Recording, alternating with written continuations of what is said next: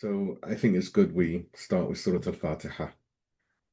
Bismillah ar-Rahman ar-Rahim, alhamdulillah rabbil alameen, ar-Rahman ar-Rahim, maliki yawm al-din, iyaka na'budu wa iyaka nasta'een, ihdina as-sirata al-mustaqim, as-sirata alladhina an'amta alayhim, ghayri al-maghdubi alayhim wa lad-dallin. Sadaqallahu al-'aliyyu al-'azim.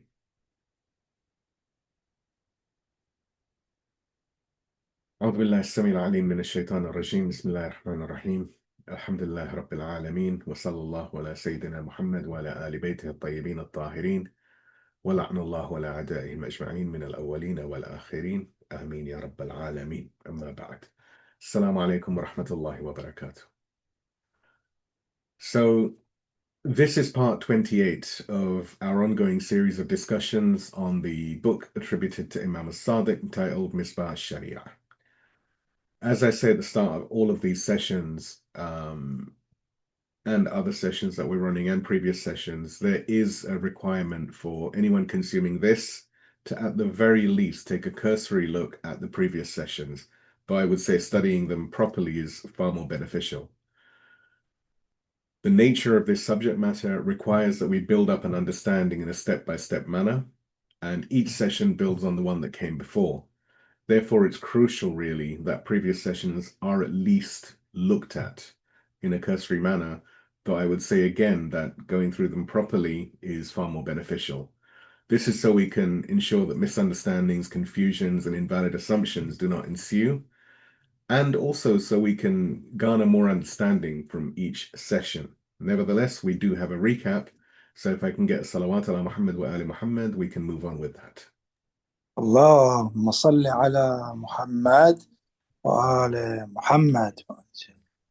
So in the previous session, we walked with reverence and resolve into the uprising of Imam Husayn ibn Ali, peace and blessings be upon him. Not as a mere tale of martyrdom, but as the fulfillment of a divine obligation long deferred. We examined how, by the time of Yazid's ascension, Islam stood on the precipice of annihilation. Its form would have been preserved, but its spirit would have been completely hollowed out. The Umayyad regime had not only corrupted governance, but had begun to mask tyranny with the garments of religion. Wealth replaced worship, power replaced piety, and the Quran was recited by tongues that mocked its commands. It was in this moment of existential peril that Imam Husayn rose, not for power, not to embrace death, but to revive the obligation of Amr bil Ma'ruf and Nahi anil Munkar, enjoining the good and forbidding the evil. This was no reactionary protest, nor was it a political gamble. It was the calculated fulfillment of a duty that neither the Prophet nor Imam Ali nor Imam Hassan had enacted, because the historical conditions had not yet ripened. We explored the gradual internal corruption that began among the early elite, the transformation of the caliphate into a monarchy under Muawiyah and Yazid, the abandonment of Quranic justice in favor of tribal privilege and dynastic rule, and the moral and theological collapse that demanded a stance, even if that stance ended in blood. We listened to Imam Husayn's own words in Medina, in Mecca, in Bayda, and in Karbala, as he clarified again and again the nature of his mission: not to rule, not to die, but to reform, to awaken, and to restore. His uprising drew its legitimacy from the Quran, from the Sunnah of the Prophet, and from the path of his father, Ali ibn Abi Talib, peace and blessings be upon him. It was not an act of emotion, it was an act of fiqh, a jurisprudential, spiritual, and historical necessity. And though the swords of Karbala fell, the mission did not end. If Husayn was the voice, then the echo still remained. As this session begins, we follow the aftermath of Ashura, the bearers of the message, those who survived to carry the truth into the courts of falsehood, who turned shackled sermons and captivity into clarity. We continue in the name of the Lord of the martyrs and the truthful. Please give me a salawat and we can proceed.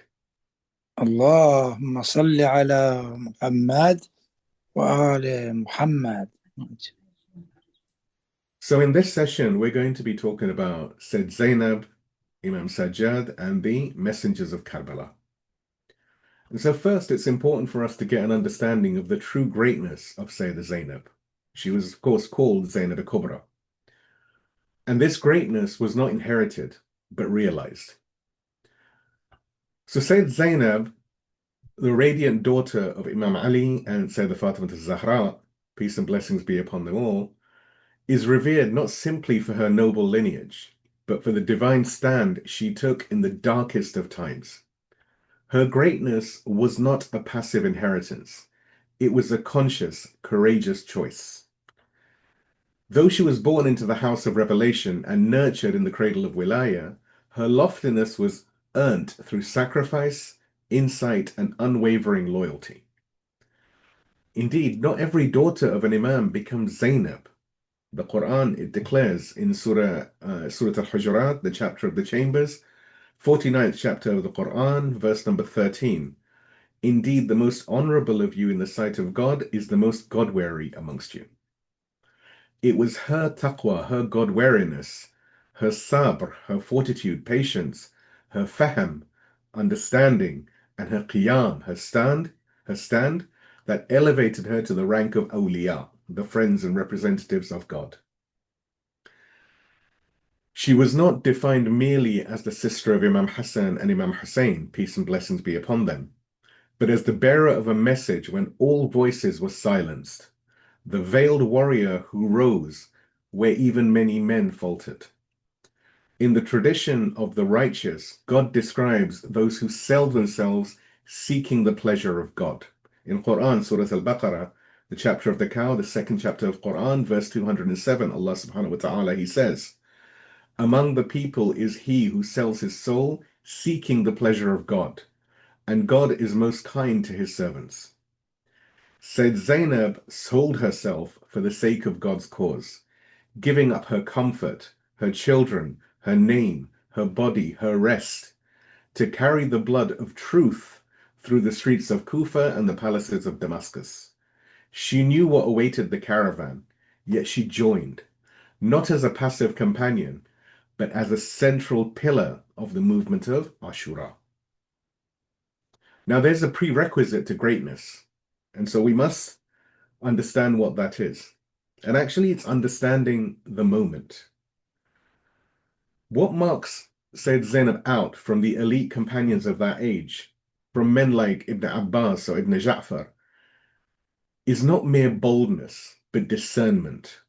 Many among the Quraysh nobility and even the Ahl al-Bayt, the extended Ahl al-Bayt, I mean, they saw the peril, they saw the overwhelming odds, they saw the certainty of a massacre, and they paused. Sayyid Zainab did not. She recognized the wajib al-waqt, the obligation of the moment. It was not just about following her brother. It was about answering the divine call of wilayah with yaqeen, that is conviction. She walked not blindly, but with full knowledge, as the Quran says. Again, Surah al-Baqarah, second chapter of the Quran, verse 269.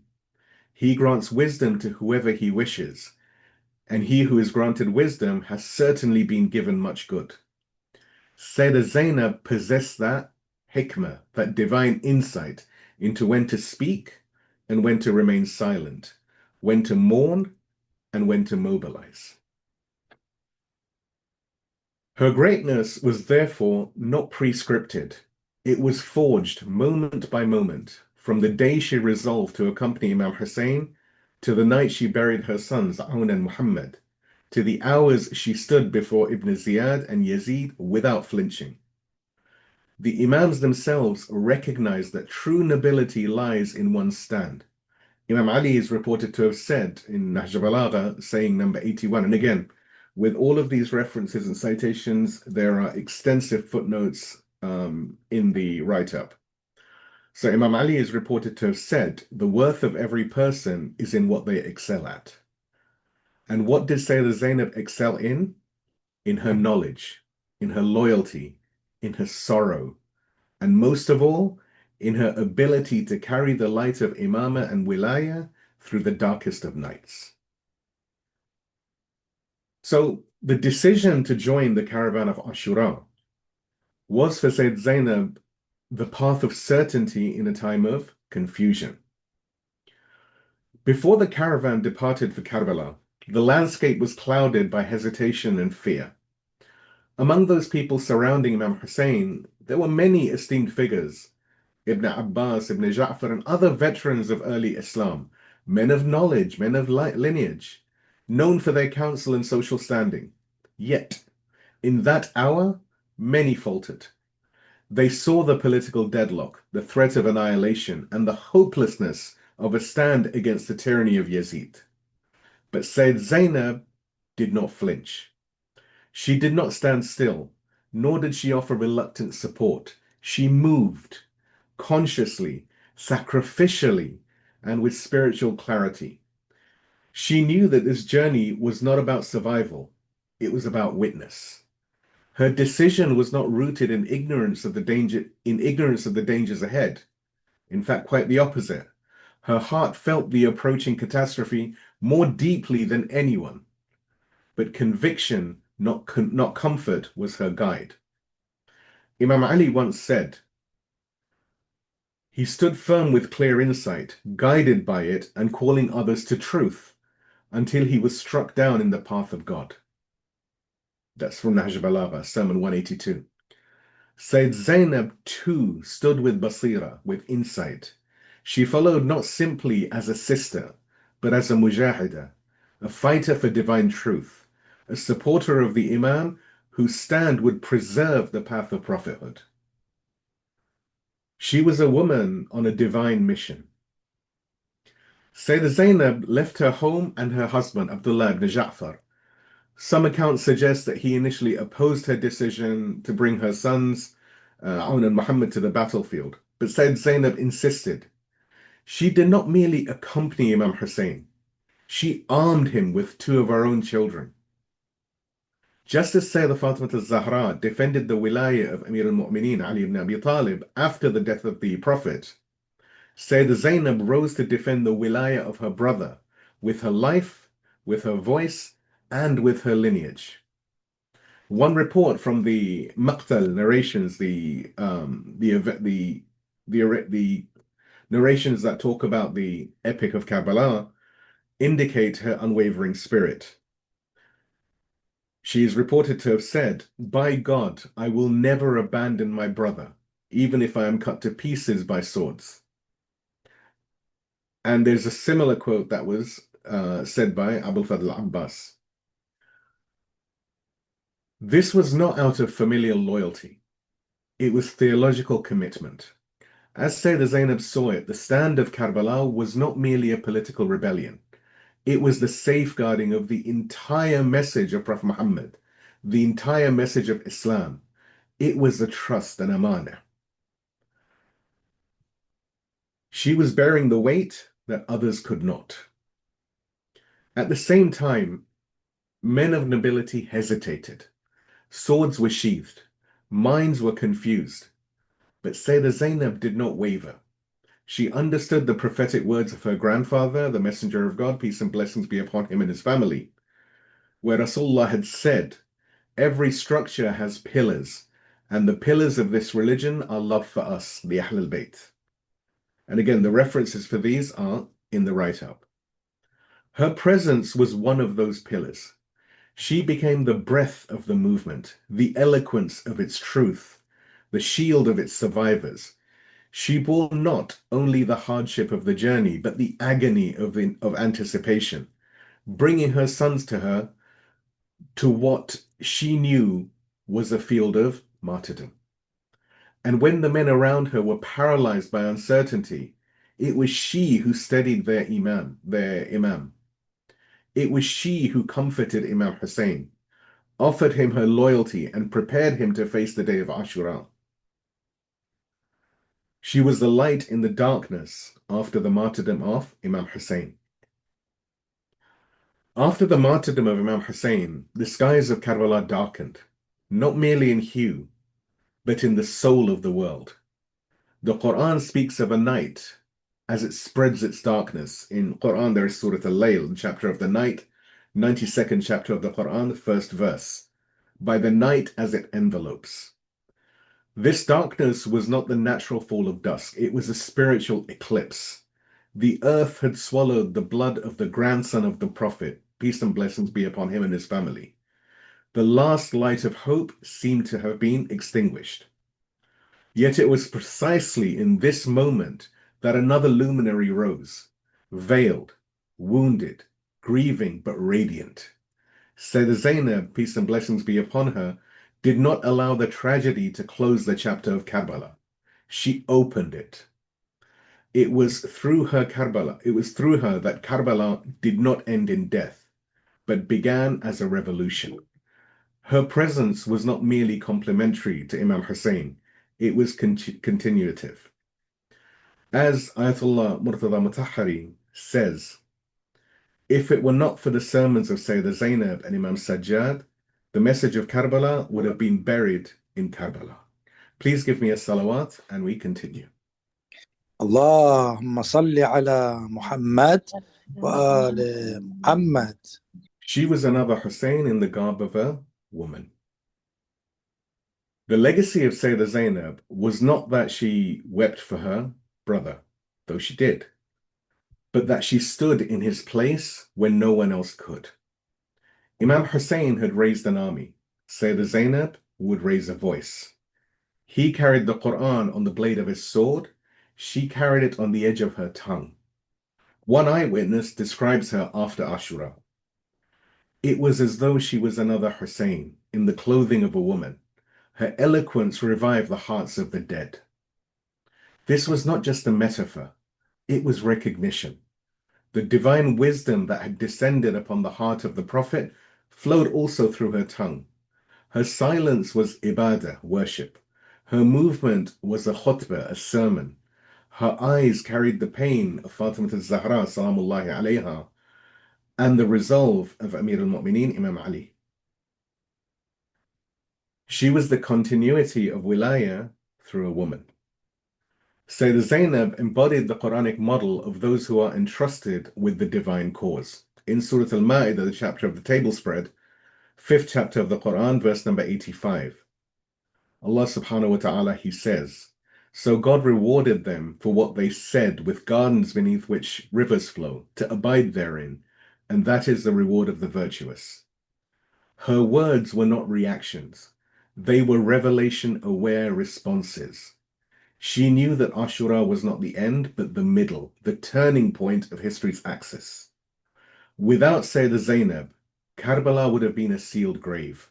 With her, it became an open book, a living scripture of sacrifice and divine resistance. Please give me a salawat and we continue. اللهم صل على محمد وآل محمد. Sayyedah Zaynab was not an iron figure stripped of emotion. She was a daughter of the Prophet of Mercy, and that mercy flowed through her. But what made her divine stand so extraordinary was not the absence of emotion, it was the disciplining of it. She expressed concern twice to her brother Imam Husayn, once during the journey, after hearing troubling reports, and once again on the eve of Ashura.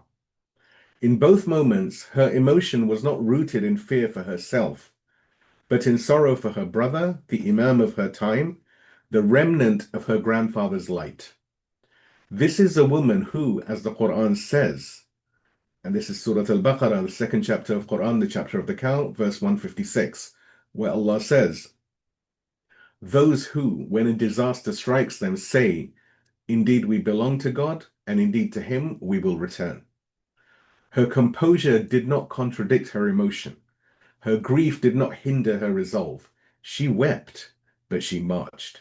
She trembled inside, but stood firm outwardly, embodying sabr or fortitude in its most complete sense. Her grief and his assurance. In one of the caravan stopovers, Sayyedah Zaynab approached Imam Husayn and said, "O brother, I feel there is danger. I know this path leads to martyrdom and captivity, but something in my heart is heavy." Imam Husayn's reply was simple and anchored in divine surrender. That which God wills occurs. This phrase, which was later echoed by Sayyedah Zaynab herself in the court of Yazid, reflects the heart of Tawheed, a worldview in which even grief submits to divine decree. And of course, we've been discussing this in our Art of Supplication sessions. This moment was not one of weakness, but of tahawwul, sacred transformation. Her sorrow did not lead to despair. Instead, it purified her heart and prepared her soul. And after that moment, she asked him nothing further. She was a mercy that was formed in fire. Just as Prophet Muhammad, peace and blessings be upon him and his family, wept at the grave of his son Ibrahim, and as Amir al-Mu'mineen Imam Ali trembled before the body of Sayyidah Fatimah al-Zahra, Sayyidah Zaynab's emotions were not a sign of frailty. They were evidence of her humanity. The Imams are not stones. They are hearts of divine fire. And their companions, like Sayyidah Zaynab, inherited this balance between mercy and might. Imam Sajjad is reported to have said, "Indeed, sorrow remains in our hearts by God, and it shall never depart." However, this sorrow is not paralyzing, it is mobilizing. And Sayyidah Zaynab proved this again and again and again. So now let's look at the night before Ashura, the night of farewell and revelation. The night before Ashura descended upon Karbala like a heavy silence before a great storm. In the tents of the al-Bayt, children tried to sleep. Some sharpened swords. Others whispered words of dhikr, remembrance of God. But one tent stood at the center of it all, the tent of Imam Husayn, peace and blessings be upon him, where the shadow of martyrdom had already begun to fall. Imam Ali ibn al-Husayn Zayn al-Abidin later narrated what occurred, and this is a very interesting narration.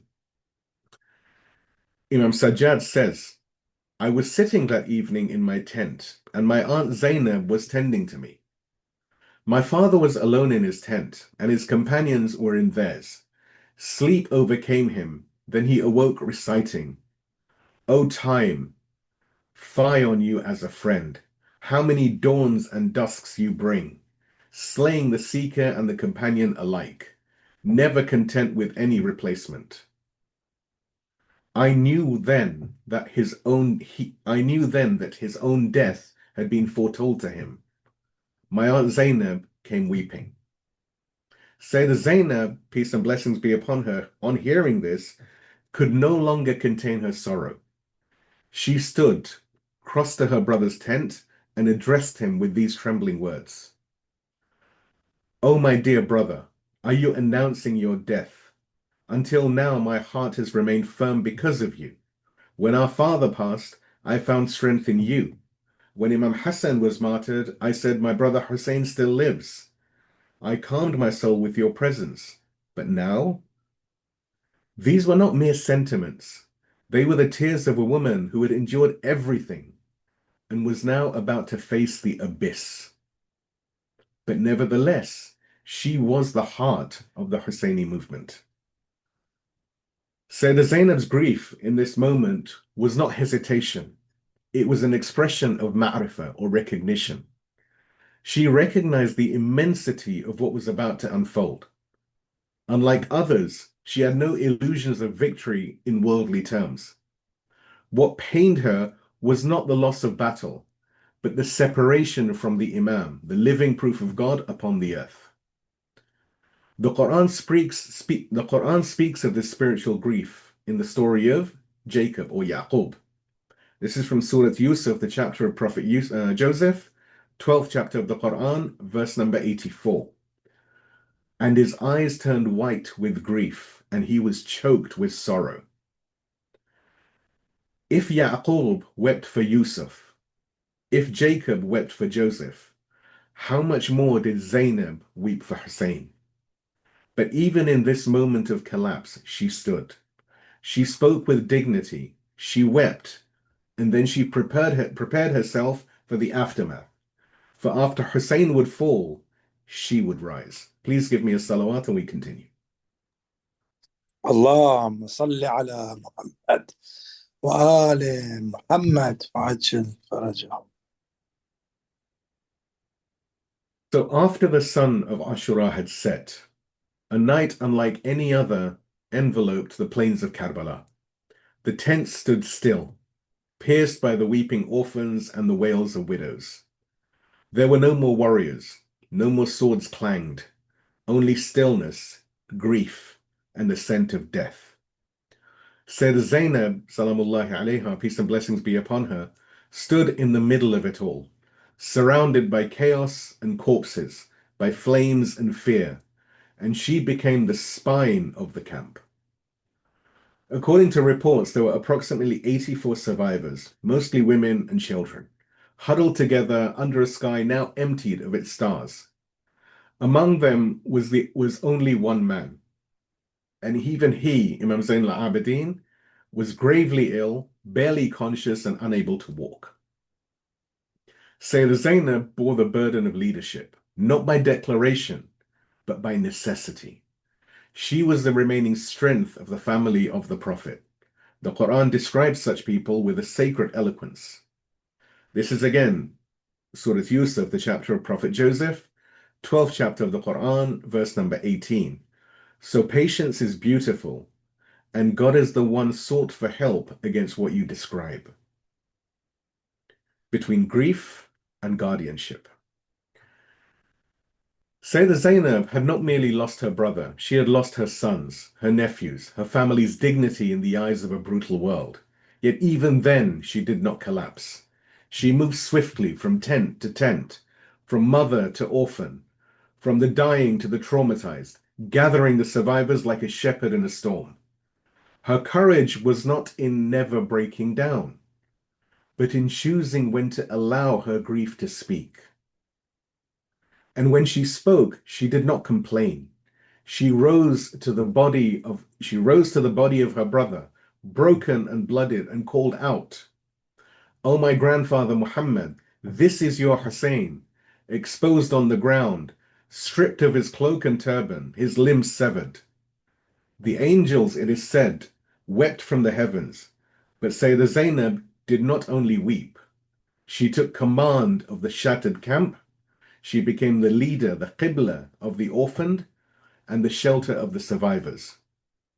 She was indeed a woman made of iron and of light. Sayyedah Zaynab proved in the night what the Imams had always taught, that Wilayah is not limited to gender or age. It is about who stands when others fall. It is about who protects the divine trust when no protectors remain. Imam Ali once said, and this is from Nahj Balagha, again, it's a paraphrase from a number of sermons. The truth is heavy, but none shall carry it except those with insight and endurance. Sayyedah Zaynab was not exploited by the crisis. She mastered it. She used no sword, yet she defended the message. She gave no khutbah yet, but her actions spoke louder than words and louder than blood. In the deep night of sorrow, when the flames had devoured the tents and the cries of children echoed unanswered, Sayyedah Zaynab found herself drawn to the resting place of her brother. It was not rest she sought, but refuge. He was her pillar, her imam, her strength. Now he lay butchered, lifeless, headless, alone. She approached his mutilated body, scattered in parts upon the ground, and stood above it, not as a sister mourning a brother, but as a woman mourning the last remnant of prophethood upon the earth. Then from the depths of her being she cried, "O Muhammad, may the angels of heaven send blessings upon you. This is your Husayn, drenched in blood, his limbs severed." This cry was far more than grief. It was a proclamation. She was addressing the heavens and the earth, the angels and the tyrants, the past and the future. In this very moment, the philosophy of Karbala reached its zenith. The Imam was silent in death, But the blood cried out through Sayyedah Zaynab. Her shout was not despair, it was a declaration. It marked the moment when the sword of tyranny lost to the blood of sacrifice. Imam Baqir later said, surely God, blessed and exalted, has sanctified our martyrdom, just as he sanctified prophethood for our profit. Sayyidah Zaynab understood this. She knew what Imam Husayn's blood had she knew that Imam Husayn's blood had not ended his movement. It had begun it. Please give me a salawat and we continue. اللهم صل على محمد وآل محمد وأجل فرجهم. The Quran reminds us, and again, this is Surah Al Imran, the family of Imran, third chapter of the Quran, verse number 169. Do not suppose those who are slain in the way of God to be dead. No, they are alive, being provided for by their Lord. Sayyidah Zaynab was the first to testify to this truth after Karbala. Her lament at the body of her brother was not defeat. It was a declaration of victory. The blood had conquered the sword, and the world ever since has repeated her message. Now, had Karbala ended with swords and severed heads, it would have been remembered as a tragic footnote in the annals of power. But it did not end. It began.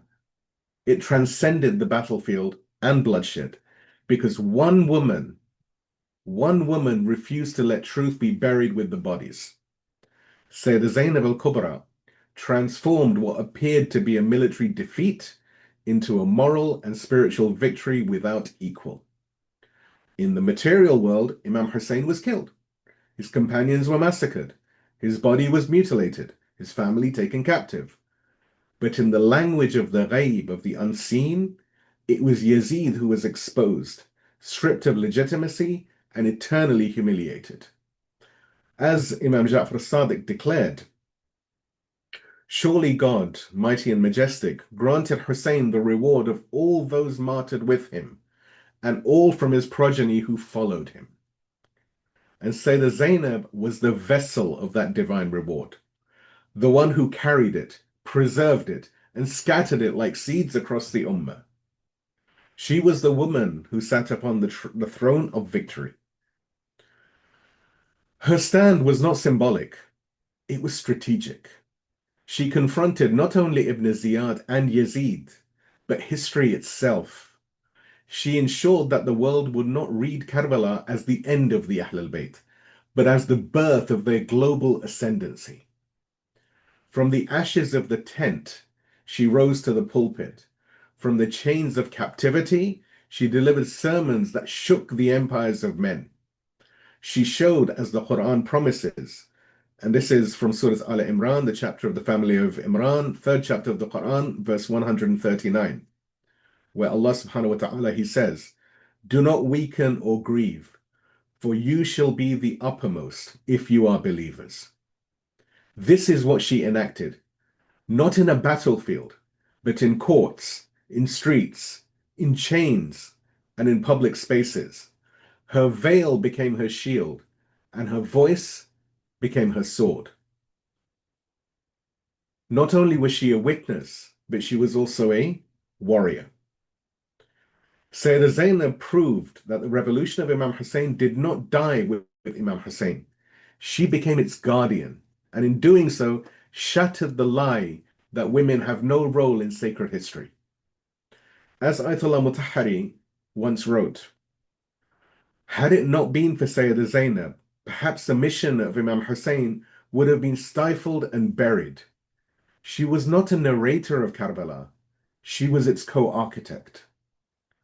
Her words, her presence, her resolve turned the battlefield into a banner, a living banner that continues to fly above every voice of truth and every stand of resistance. Please give me a salawat and we move to her sermon in Kufa. اللهم صل على محمد وآل محمد. Her sermon in Kufa was a sermon that shook a city of hypocrisy.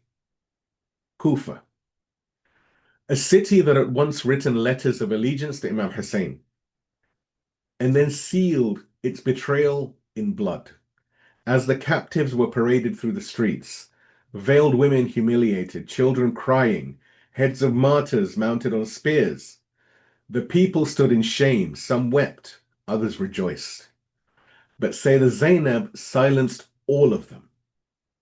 From atop the platform of oppression, she delivered a sermon so piercing it revived the very conscience of a collapsing society. It was not simply a speech, it was an indictment. She began, O people of Kufa, O people of deception and betrayal, do you weep? May your tears never dry and your moaning never cease. This was not theatrical rhetoric. It was Quranic thunder in the voice of a woman. Her tone mirrored her father, the commander of the faithful, Imam Ali, and her language bore the clarity and severity of divine truth.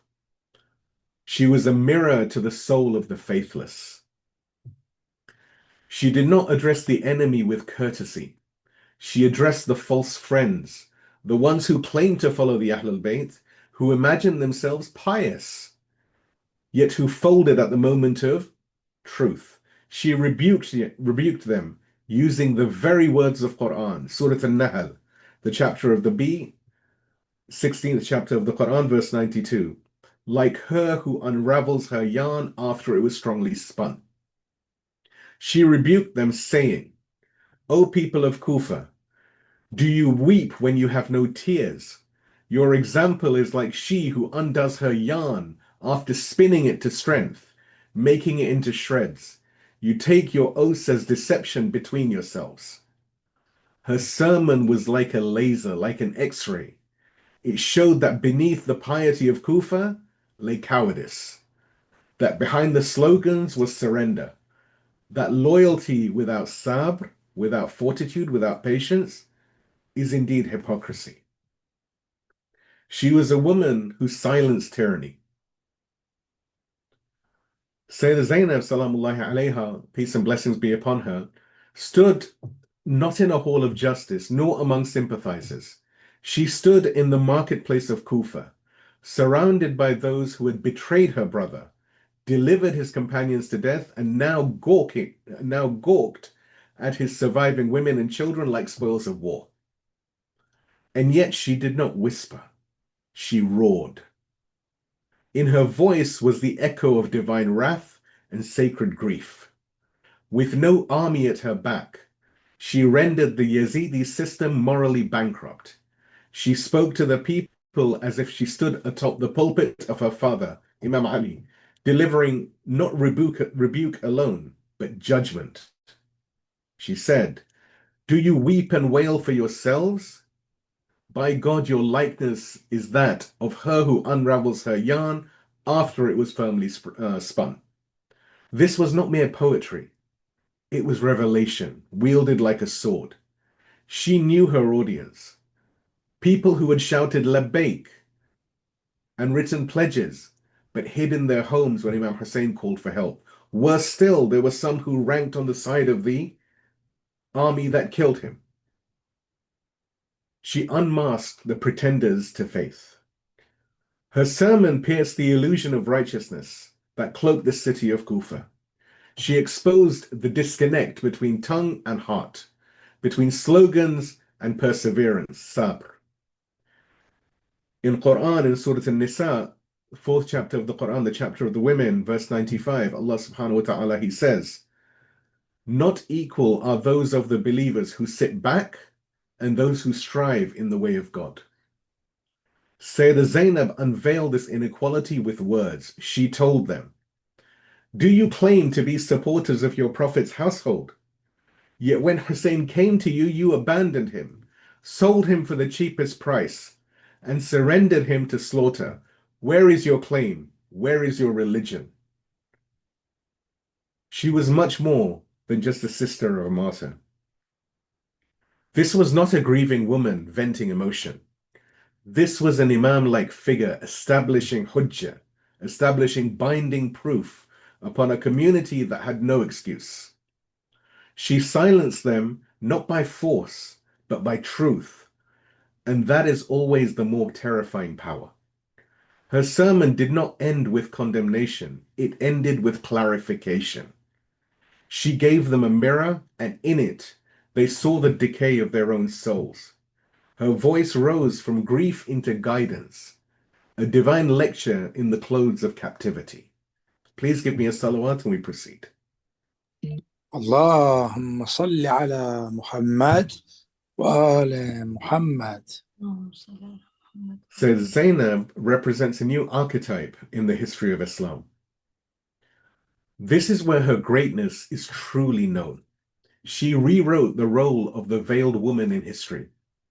She proved that the hijab is not silence, it is sanctity. That femininity is not weakness, it is moral clarity. And that leadership does not require office, it requires conviction. With her sermon, she created a blueprint for resistance, not with a sword, but with perseverance, sabr, not in the battlefield, but in the marketplace, not through soldiers, but through souls. Now let us move to the mission of Imam Sajjad during captivity. Imam Sajjad, who is of course the silent lion of Karbala. Amid the ruins of Karbala and the smoke of burning tents, there remained one man, too weak to lift a sword, too ill to rise, yet chosen by God to carry the Imamah forward. That man was Ali ibn al-Husayn Zayn al-Abidin, peace and blessings be upon him, the fourth Imam of the Muslims. His body was shackled, his back was bent by illness, yet his spirit was unshaken.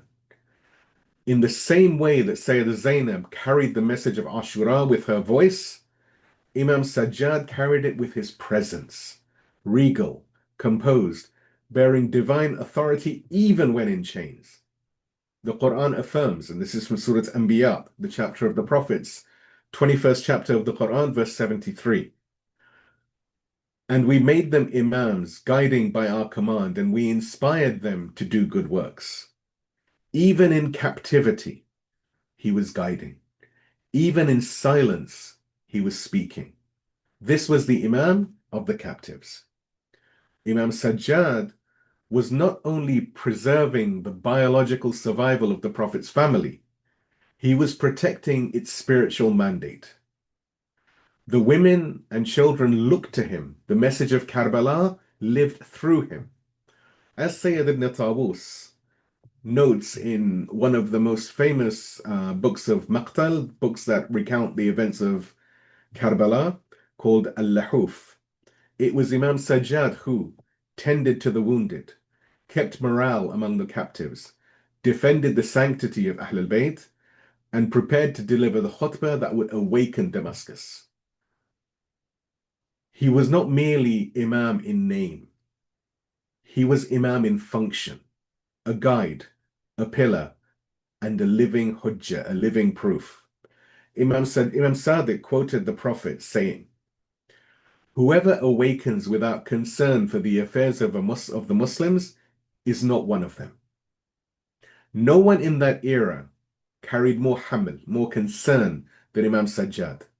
Despite the chains, the weakness, and the surveillance, he shepherded the flame of Islam through this abyss. The sermon in Damascus and the pulse of revolution.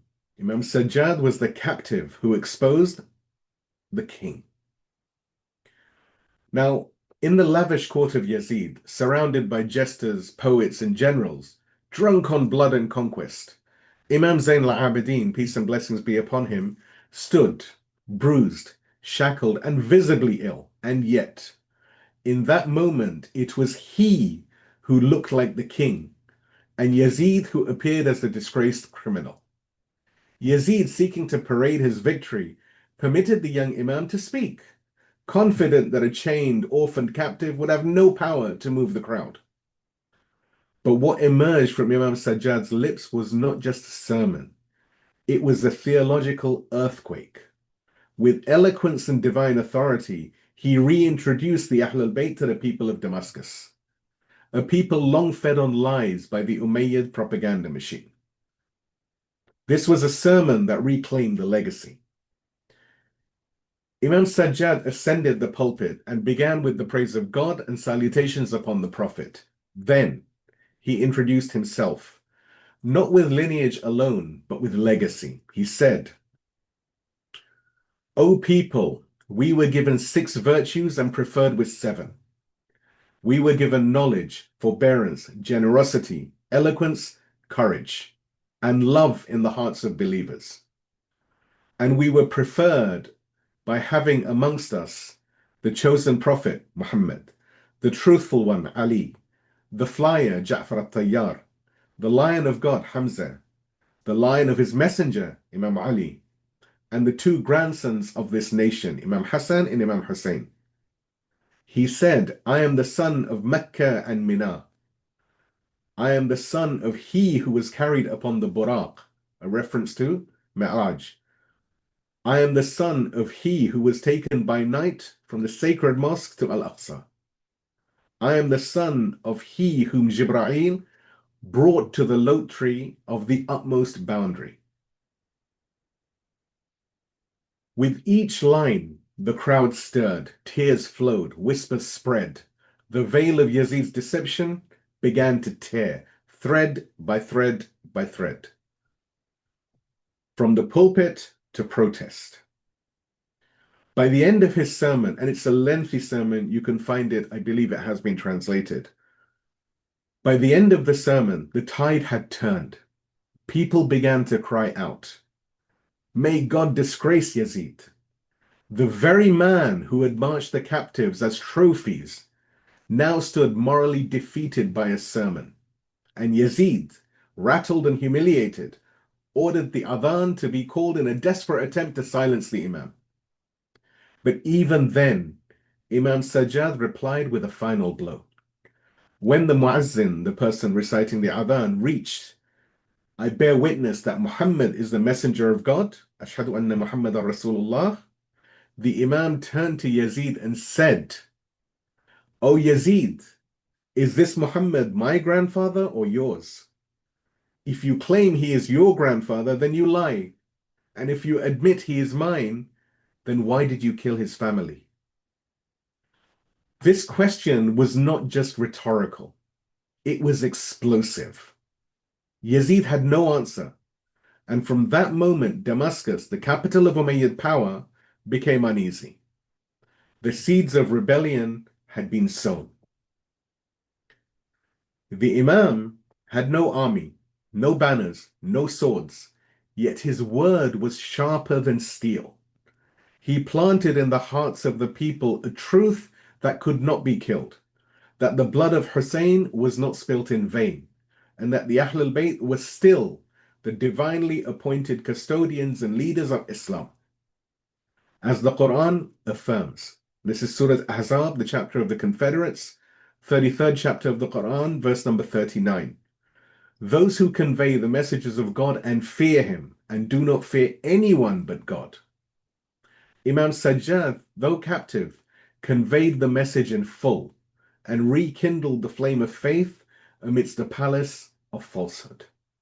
Please give me a salawat, and then we look at the condition of the Shia after Karbala. اللهم صل على على محمد وآل محمد. محمد.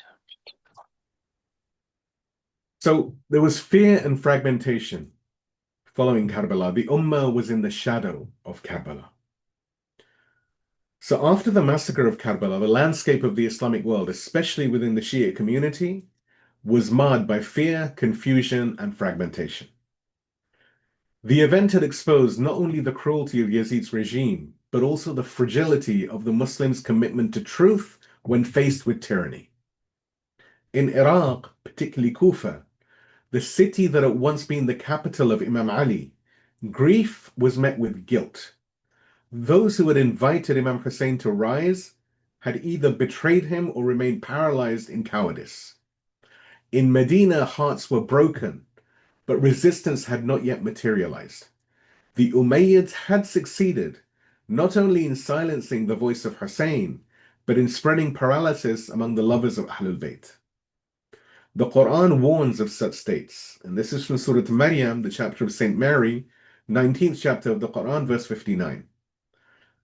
Then there succeeded them a generation who neglected prayer and followed desires, so they shall soon face ruin. The betrayal of Karbala was not only an act of politics, it was the spiritual abandonment of divine responsibility, and it resulted in the collapse of Shia organizational strength.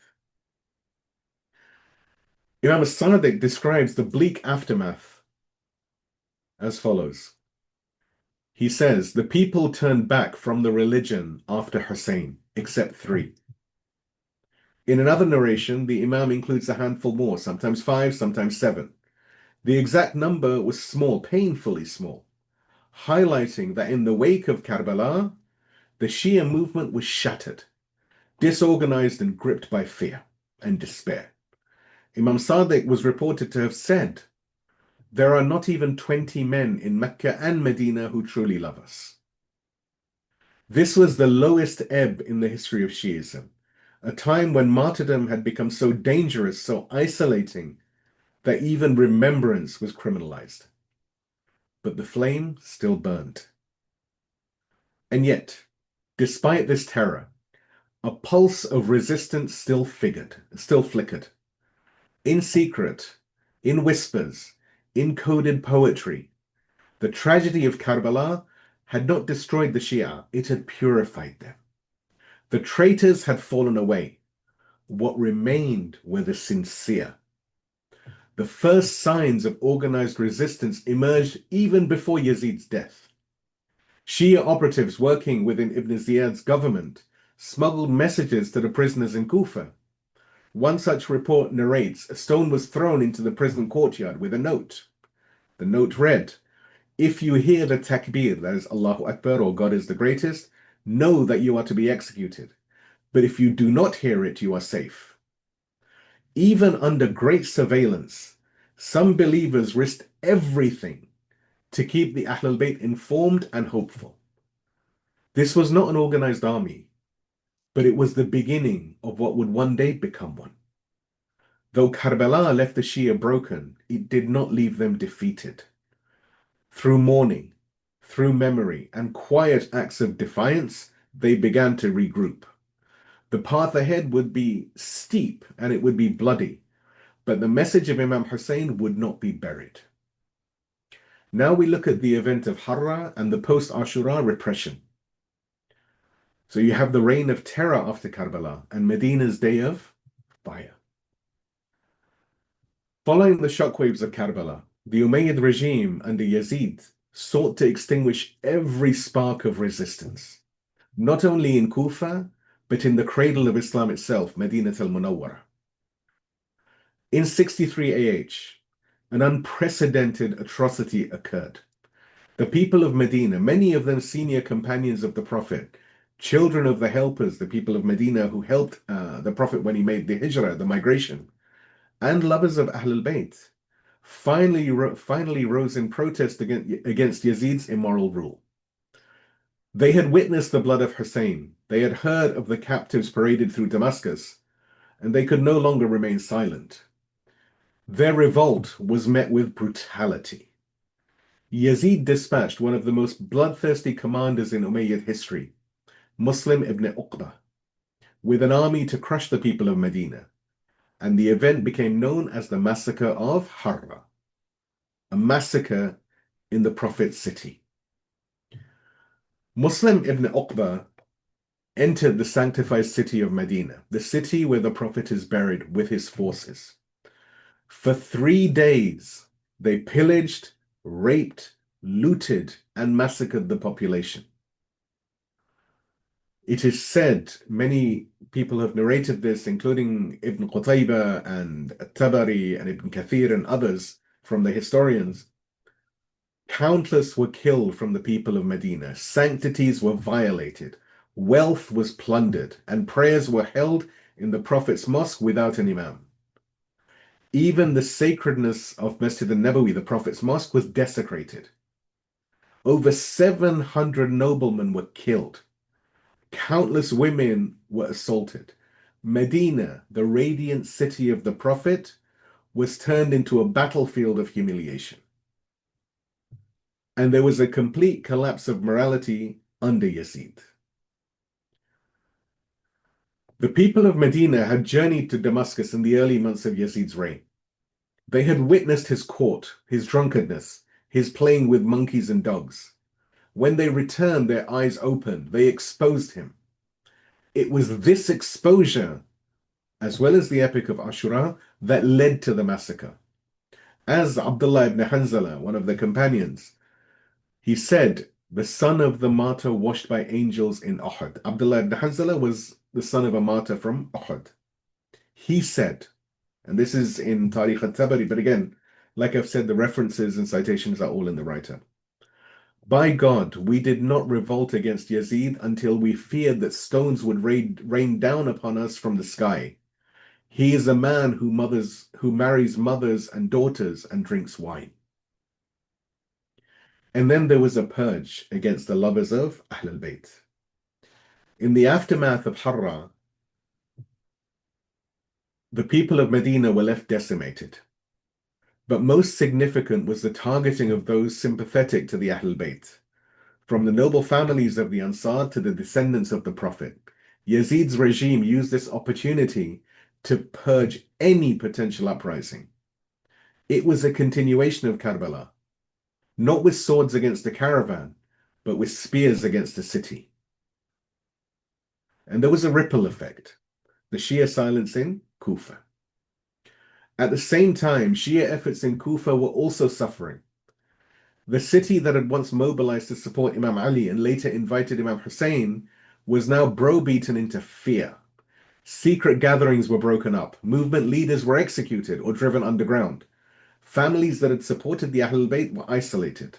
The Quran describes such moments. This is in Surah Al-Buruj, the chapter of the constellations, 85th chapter of the Quran, verse 10. Indeed, those who persecute the faithful men and women and do not repent thereafter, there is a punishment of hell for them and the punishment of burning. The good, the lovers of truth, were now hunted.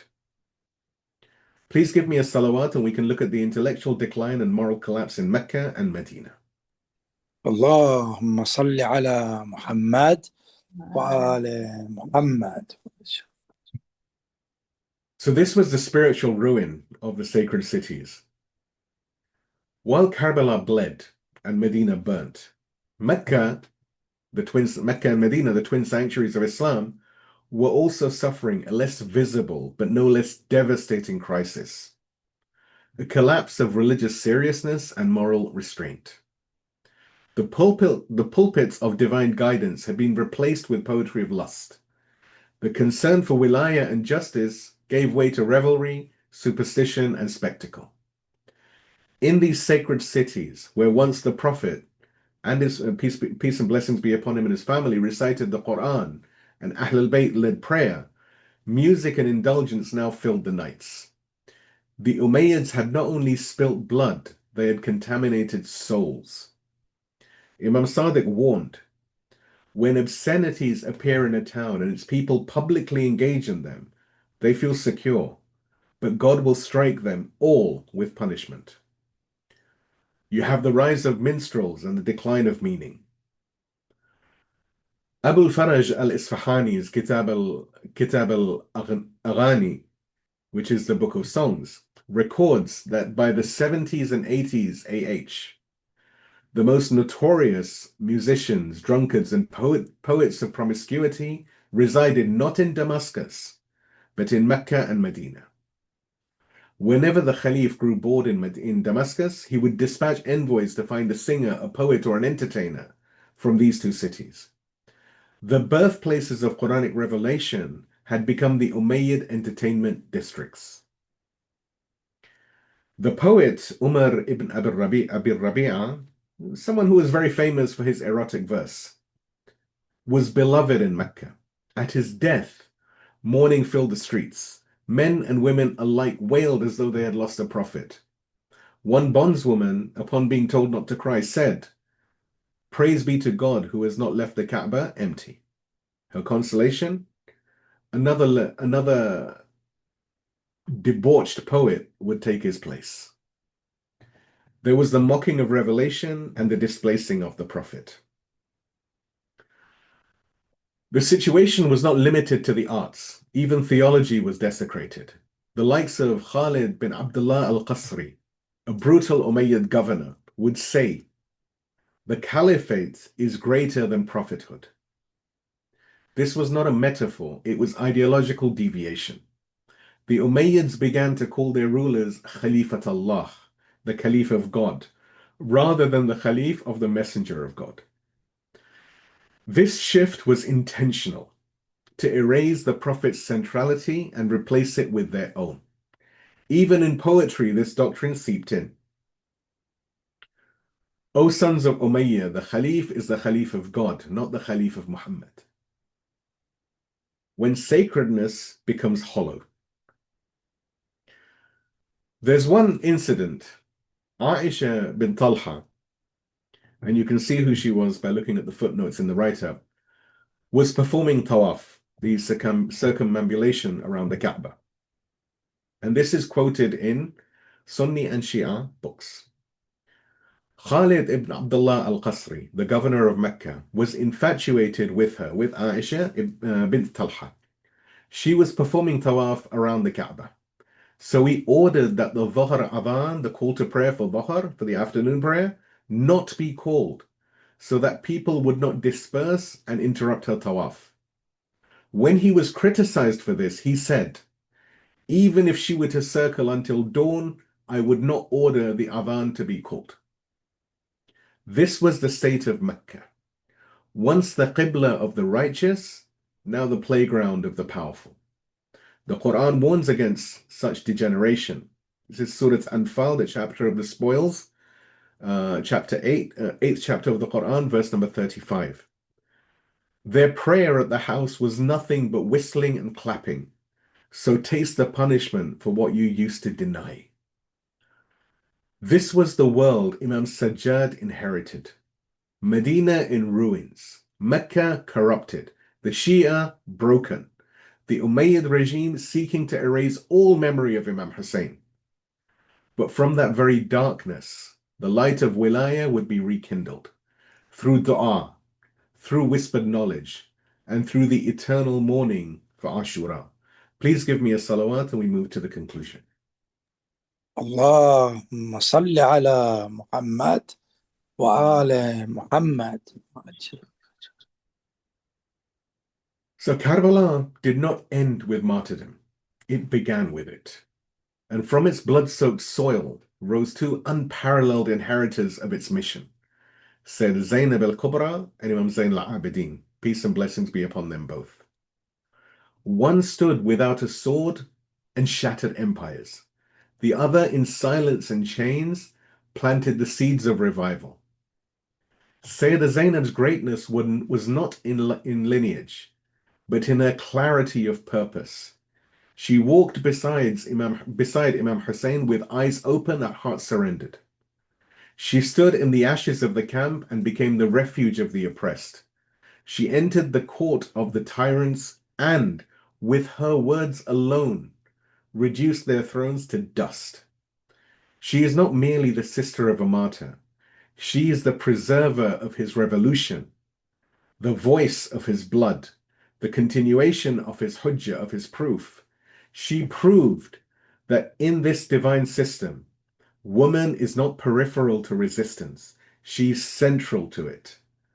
And Imam Sajjad, the captive, the orphan, the ill imam, was not broken by grief. He carried the divine burden in silence and pain, with perseverance and fortitude, with sabr. A sabr that defied swords and du'as that revived souls. When his family was paraded like criminals, he taught dignity. When his enemies sought to erase Imam Husayn, he named them on the pulpit of Yazid. As the Quran has promised, and this is Surah Anfal, the chapter of the spoils of war, 8th chapter of the Quran, verse number 7. And God intends to establish the truth by his words, and to cut off the root of the disbelievers. Sayyedah Zaynab and Imam Sajjad were those words. Through them, truth was not silenced, it roared. And they are a legacy for every age. They taught us that victory is not in numbers, but in truth. That strength is not in weapons, but in steadfastness, in sabr. Leadership is not in titles, but in sacrifice. Revolution is not always with arms, but sometimes with tears, with sermons, with dua, and with prayer. The Umayyads killed bodies, but they could not kill the spirit of Wilayah. Said Zaynab ensured that Karbala would not be forgotten. Imam Sajjad ensured that its message would be revived in every generation. And their legacy is not history, it is ongoing duty. And we, today, if we remember Imam Husayn, we must speak Sayyedah Zaynab's truth. If we wear black, we must stand as Imam Sajjad stood, with courage in chains and supplications on our lips. The lesson of this session is simple and eternal. Karbala lives. We have to but carry it. Please give me a salawat and we do the supplication eulogy. اللهم صل على محمد وآل محمد. So this is a supplication eulogy for the night of grief and the dawn of hope. In his name, the shelter of the vulnerable. O God, send your blessings upon Muhammad and the family of Muhammad. O God, O you who veil the trembling heart beneath the garment of your gentleness. O you who shelter the broken beneath the wings of your mercy. O you who watch over the frightened when no watchers remain. We call upon you tonight, not with strength, but with shivers, not with titles, but with tears. You are the one who guarded Zaynab in the courts of the tyrants. You are the one who gave strength to a neck bound in chains, and dignity to a prisoner whose heart carried prophecy. O God, when every veil was torn, you became her veil. When every protector was slain, you became her shield. When every voice was silenced, you made her tongue a sword. Zaynab, daughter of Ali, sister of Husayn, lioness of Karbala. Zaynab, who stood not for herself, but for you. And when they mocked her, when they struck her, when they paraded her through the streets of Kufa and Sham, you were the witness. A witness to every calamity. O hearer of every groan. O answerer of every plea. O God, and what of the chained Imam? What of Ali ibn al-Husayn, whose back was scarred before it bent in age? What of the eyes that saw the slaughter and still returned to you in Sajda? O God, who gave him patience when the heart had shattered? O God, who taught him to speak when the tongue was dry with grief? O God, who made him the archive of Ashura and the author of whispers in the night? He wept not just for Husayn but for us. He spoke not just of Karbala but of the future. He cried not just for the past but for the return. O God, you did not abandon Zaynab. You did not abandon Sajjad. Do not abandon us. We are the fearful now. Our time is a time of silence and masks, of hypocrites crowned and tyrants cheered. O God, the streets are again filled with chained believers, and the voices of truth are dragged in your name. But we remember how you raised Zaynab above Yazid, how you made her sermon louder than his throne, how you turned the court of humiliation into the pulpit of defiance. So we plead to you, raise our hands again with the honor of conviction. Give us tongues like Zaynab's. Give us the tears of Sajjad. Give us the heart of Husayn. And bring us the one for whom they wept, the son of the tearful, the awaited of the sorrowful. O God, hasten the relief of your wali, and make us amongst his helpers and supporters. O God, if we are to remain, let us remain in your light.